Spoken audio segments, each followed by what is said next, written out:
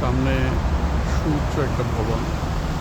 এই ভবনের পেছনেই পাহাড় থেকে মনে হচ্ছে ধোঁয়া উঠতেছে। আসলে এটা ধোঁয়া না, এটা মেঘ। আর আমি একটা ব্রিজ থেকে নামতেছি, মানে এটা ফ্লাইওভার এখানকার।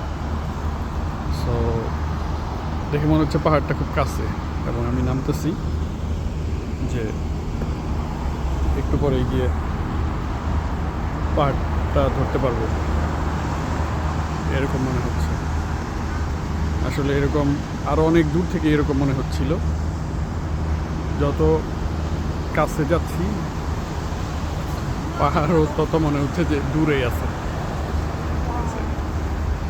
এই ব্রিজের সরি, শেষ মাত্রা দেখাতে পারলাম না, এই পাশ থেকে দেখেন একটু কার্ভ তো এখানে।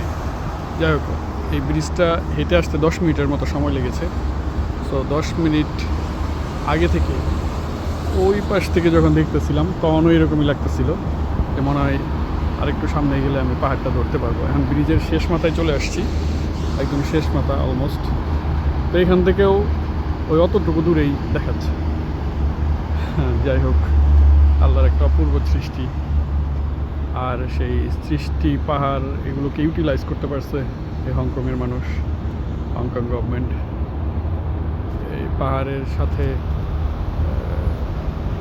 যে সুউচ্চ ভবনগুলো এখানকার সৌন্দর্যকে আরও মানে কয়েক গুণ বাড়িয়ে দিয়েছে। সব মিলিয়ে খুবই সুন্দর একটা পরিবেশ, থাকার জন্য খুবই ভালো একটা জায়গা, স্বাস্থ্যকর একটা জায়গা মনে হয়, স্বাস্থ্যসম্মত।